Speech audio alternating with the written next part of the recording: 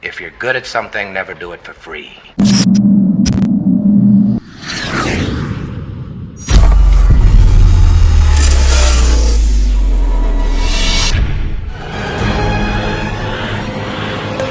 What's up, everybody, and welcome to another episode of Supreme Decisions. This is actually one that's brought to us by Philip. Appreciate you. Keep donating. Let's keep going. Let's keep growing. And today, I'm going to display the remote for our camera, so it makes things a little bit easier for me to get going, especially since most of the stuff I do is by myself. But today I want to get into something that was brought up during my live broadcast, where a young man continued to ask about tint, and another young man chimed in on the fact that a traffic stop is probable cause. And I'm actually going to read to you what he actually wrote. And he goes, negative. They can stop you for a dark tint. If you commit a traffic violation, that is probable cause for a stop. Now, everyone, I hope you have watched my video. Words have power.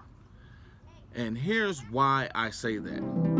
The statement that was made is partially correct. But the one thing that is incorrect is a traffic infraction is not probable cause, because probable cause only comes from a crime. But I know what he was thinking about. And the first case I'm going to give you is Wren v. United States, 517 U.S. 806, 1996. And basically this case came up and was declared that any traffic offense committed by a driver was a legitimate basis for a stop. I'm going to take that apart a little bit, because one of the things that I'm going to go into is the word driver as it pertains to law. I'm not going to do that today, because today is going to be short. I think I'll be better covered on a live, because it's going to be more extensive, and until I get to Behemoth, that is going to take entirely too long to burn. So, understanding that word, any traffic offense committed by a driver was a legitimate basis for a stop.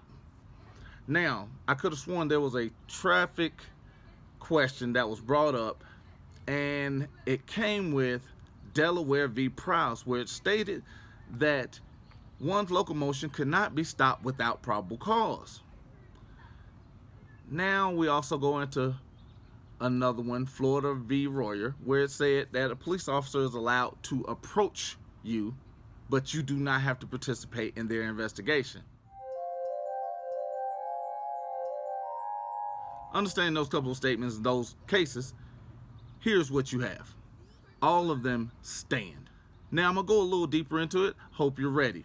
Because even Justice Scalia, when he was determining Wren versus United States, one of the things he spoke about was the temporary detention of a motorist upon probable cause. Let me see that word again, because it did not state probable cause anywhere in Wren v. United States, but it said a traffic offense committed by a driver. But here he speaks about probable cause.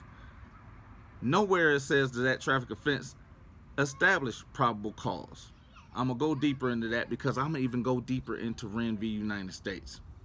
A temporary detention of a motorist upon probable cause to believe that he has violated a traffic law does not violate the Fourth Amendment prohibition against unreasonable seizures, even if a reasonable officer would not have stopped the motorist absent some additional law enforcement objective. Now, one of the things that we talked about is U.S. v. Sharp, and understanding they have 19 minutes and 59 seconds to make a decision. Why? Because they have the time it takes to issue a warning citation. Why? Because we talk about the loss of qualified immunity and their fiduciary duty, once they take their oath of office, sign it and file it, towards the benefit of the public. And any infraction upon that is a violation not only to that fiduciary duty, but to their oath. And once they do that, they are no longer representatives of the state. Why? Because the state cannot authorize them to do those things. So understanding this is part of the clarity that is established within a traffic stop, because when you're dealing with this, you're going to hear something that I say constantly, more often than not recently, because at the end of the day, they have to exercise officer discretion, and they have a duty to exercise that.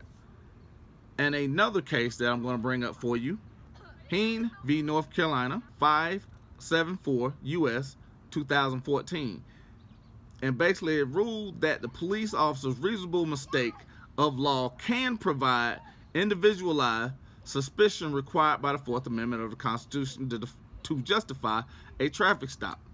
Now, we also know that a misapprehension of law by a police officer when making a traffic stop, even if it is reasonable, is an illegal stop. Why? Because they cannot make the stop without probable cause. And if they're stopping, Hybel v. Nevada even illustrated, unless they can articulate a crime, you do not have to show them your driver's license, which is why roadblocks are illegal, because they can't do it just for general crime control, and they can't do it just to be pulling folks over. Why? Because that was one of the issues that was brought up as far as profiling, because it falls under the issues of stop and frisk. It's the exact same context. They have to be able to articulate a crime, because the stop itself is not probable cause. It's only suspicion, which they must then articulate the crime. And a traffic infraction, unless there is damage to personal property, which create the crime, is not probable cause. So I just want to make sure everybody understood that. I appreciate everybody that's donating. And as you know, most people haven't realized, but most of my videos have been demonetized. So all the donations are being used strictly for the channel. And the Apple Pay donations. Remember, when you're doing Apple Pay, also send me a link or a text with your name, because I want to say you guys' name as well. Also, Cash App, Venmo, and just like my guy Noel loves to do, Google Wallet. All of it works. Let's keep going and keep growing. Talk to you soon.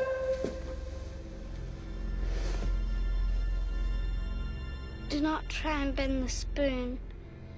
That's impossible. Instead, only try to realize the truth. What truth?